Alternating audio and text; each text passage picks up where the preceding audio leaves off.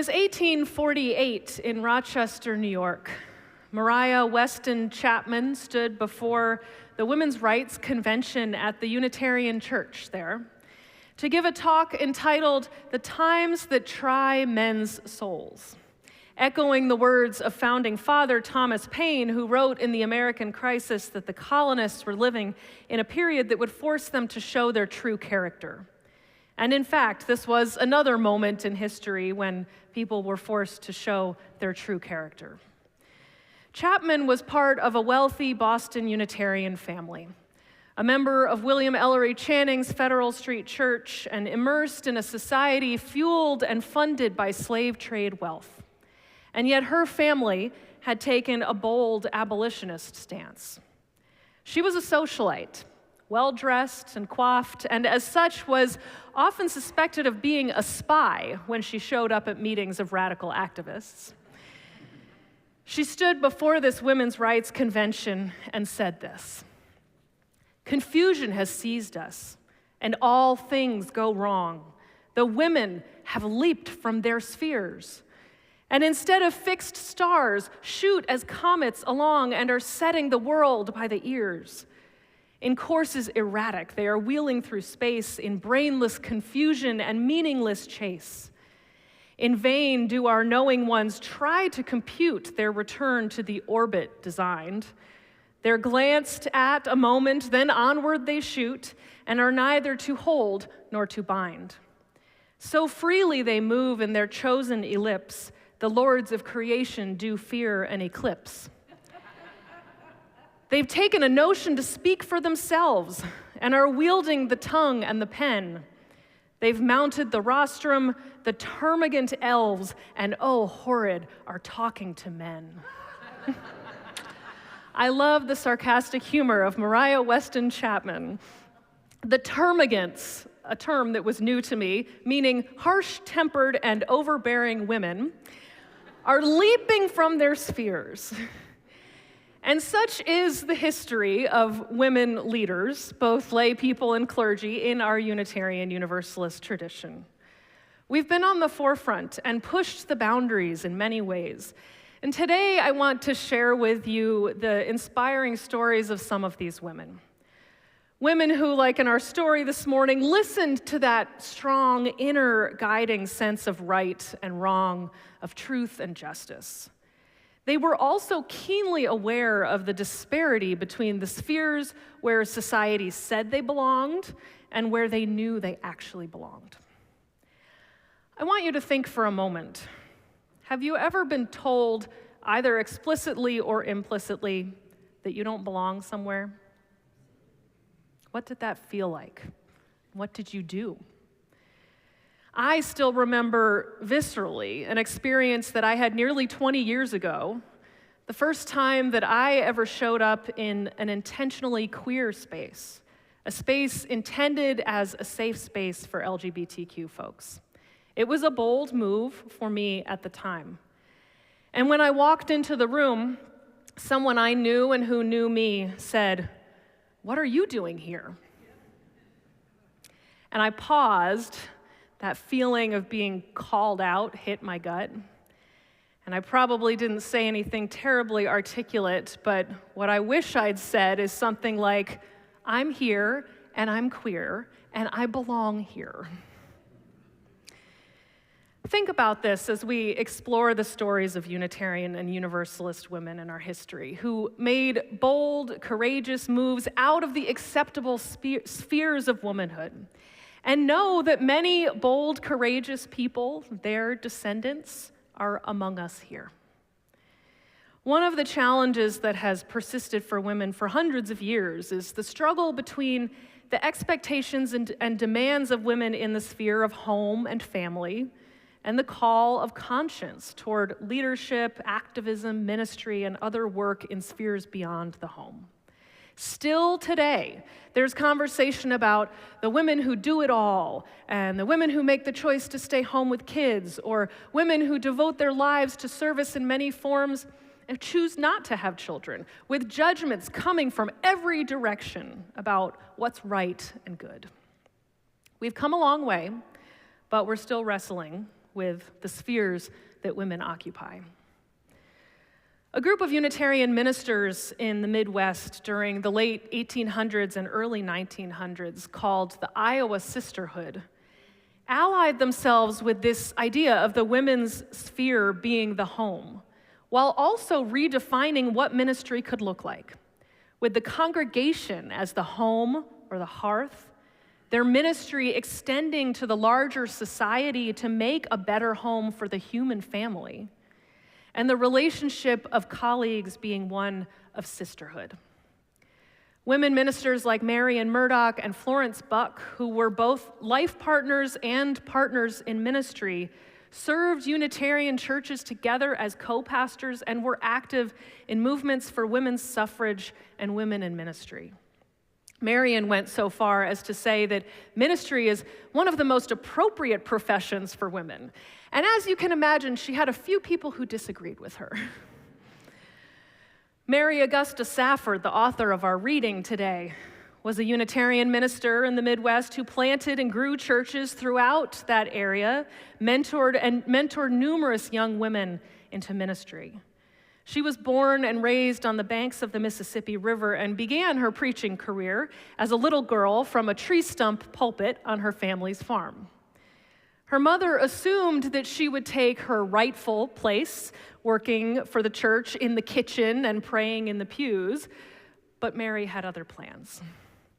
Her father's early death and her discovery of his library, which contained shocking new ideas like biblical fallibility, the abolition of slavery, and the theory of evolution, drew her into a different sphere. She had a heavenly vision that depended on the church to give of itself, to be a beacon light to storm-tossed souls, to be loyal to the truth it sees, bravely stand by its convictions, and work for the human good. In addition to being a minister, Safford was a poet and a hymn writer. In one hymn, she wrote about the church, "We pray that it may ever be a home for all who seek for thee, the home of faith in all things true, a faith that seeks the larger view, the home of love that yearns to bless, the home of truth and righteousness. Long may it stand, the outward sign of that indwelling life divine." The Iowa Sisterhood was, according to historian Cynthia Grant Tucker, at once influential and impotent, conspicuous and invisible, highly vocal and effectively silenced. The way that they blended the spheres of home and ministry felt threatening to male ministers at the time, many of whom sought to shut down the ministries of these women in order to return to a manlier ministry. Mary Safford's response was, "Strong men are not afraid to work with women ministers." I think she would be thrilled to see clergy teams like ours today, over 100 years later. The women of the Iowa Sisterhood were not the only Unitarian and Universalist women claiming their place in the sphere of ministry and leadership in that time. There were women like Olympia Brown, the first woman to achieve full ministerial standing recognized by a denomination in the United States when she was ordained as a Universalist minister in the year 1863. She fought hard to get there. In college, a professor told her that she wasn't expected to remember everything she was taught, only enough to hold intelligent conversation. And in classes where only men were expected to memorize speeches, she recited every one of hers from memory. She felt called to ministry. But when she applied to seminary, she received a reply from the president of the seminary saying that he didn't think women should be ministers, but that he would leave that between her and the great head of the church, meaning God. So she showed up at seminary. Much to the surprise of the administration, they had not expected her to come. She was the only female student on campus, mocked by male students and given the cold shoulder by faculty wives. Her ordination, too, was bitterly contested, with male ministers arguing that it would bring down the price of preaching. She was only allowed to serve declining churches, what she referred to as comatose churches, but she breathed life back into them and lifted up women in leadership. As she traveled around the country speaking in support of women's suffrage and women's rights, she had rocks and debris thrown at her. At every turn, she got the message, "You don't belong here. Stay in your sphere."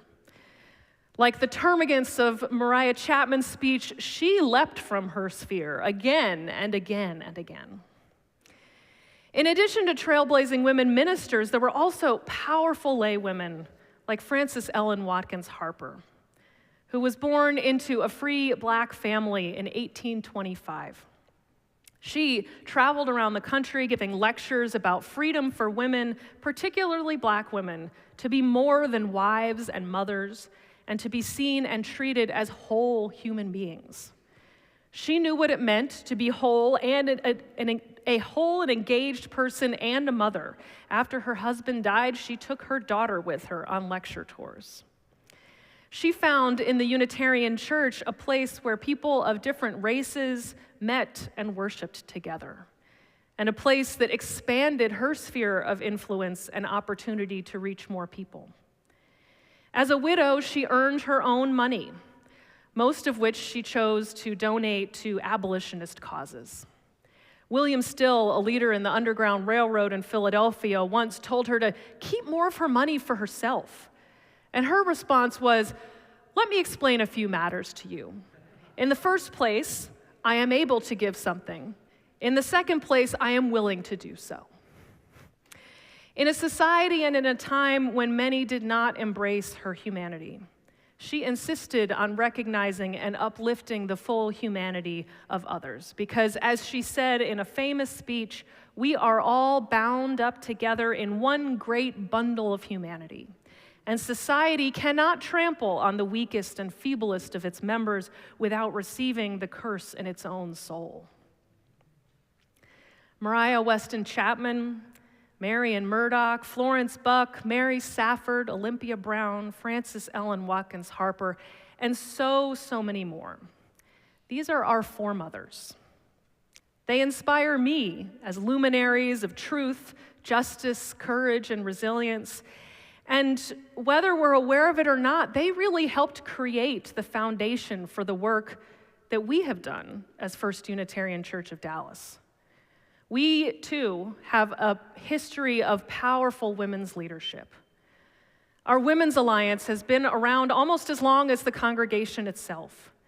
Its members have sustained our church through hard times, continue to contribute to our congregation and wider community in generous and impactful ways, and have been involved in groundbreaking initiatives that have widened the sphere of women in our church and at the national and even international level. There have been women like Louise Raggio, who Daniel spoke about in last week's sermon, known as the mother of Texas family law. There have been women like Rita Taubenfeld, who sat right about there for years. She was a political economist with a commitment to international women's rights who attended the 1975 United Nations International Women's Year Conference in Mexico City, and was instrumental in passing resolutions both at that conference and in our Unitarian Universalist Association, calling on us to examine the religious roots of sexism in our traditions and to address the oppression of women around the world. All of this paved the way for women in ministry to assume more positions of power, including women like Reverend Laurel Hallman. In 1987, this church called her as its first female senior minister. At the time, there were very few women ministers serving large churches like this one. Her ministry continued to grow the church in size, in generosity, and in spiritual depth. And it was during Reverend Hallman's ministry that this church really took on the work of being a welcoming congregation for LGBTQ+ people. And we continue to be a community committed to gender equity for women and for all people whose gender identity is marginalized due to patriarchy and transphobia. And of course, there is the movement that we continue to build on today for reproductive rights and dignity. In a society that still, in a different way than in the 1800s, but still reinforces that women's sphere is the home and motherhood, we steadfastly insist that people must have the right to make choices about their own bodies. In the 1970s, the Women's Alliance of this church, after a year of study and dialogue on abortion, joined a broad coalition in Dallas that provided political, financial, and personal support to those organizing to make abortion legal, including attorney Sarah Weddington, who successfully argued the Roe v. Wade case before the U.S. Supreme Court. The founding of the Truth Pregnancy Resource Center this year and the sacred designation that we received today for our work on reproductive dignity are just some of the ways that we continue to carry out this commitment as a church. Today, our church includes women who move and lead in all spheres of our society. While we are still fighting the 2024 version of many of the same fights that our foremothers faced, we are less on the margins than we once were. At every time in history, there have been those who were at the center of power and those who were on the margins, the rebels and radicals and luminaries of truth and justice. It's a dynamic that Black feminist scholar Bell Hooks has written quite a bit about. As she explains it, for every group, there is a center and a margin, where the center has more power, influence, or control.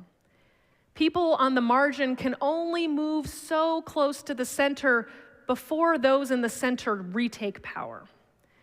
Often, being in the center is an unearned privilege based on one's race, class, or gender.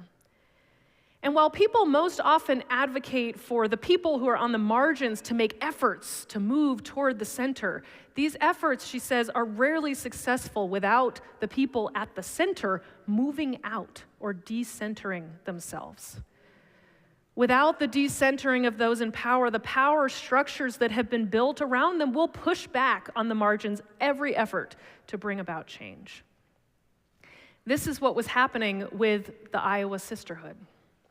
They were on the Midwest frontier margins, a group of women trying to reshape the way we do church and grow the movement of Unitarian churches in parts of the country that needed our message and our ministry.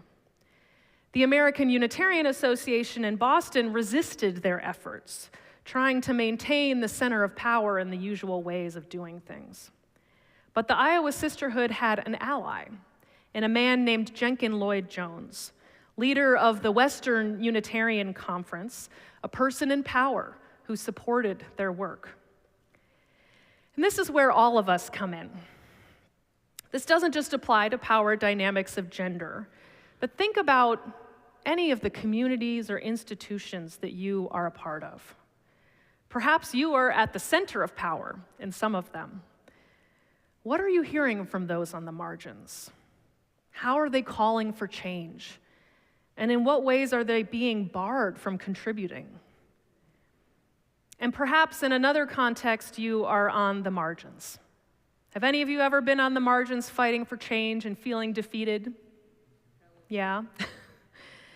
Who are your allies in power that could help to shift the dynamic by decentering themselves and creating space for change?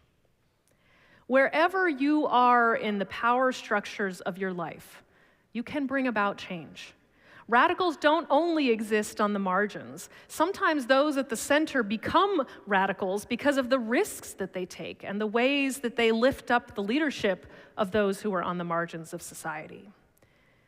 So let's embrace the call of Mary Safford that began our reading today, which said, we must realize our debt to the past. A debt that we cannot pay save by being brave and true and helpful in the present. So be brave, my friends. We have many examples from our past and present to give us courage. Be true, follow your conscience, and be helpful, giving what you have to give for the larger good. May it ever be so, and amen.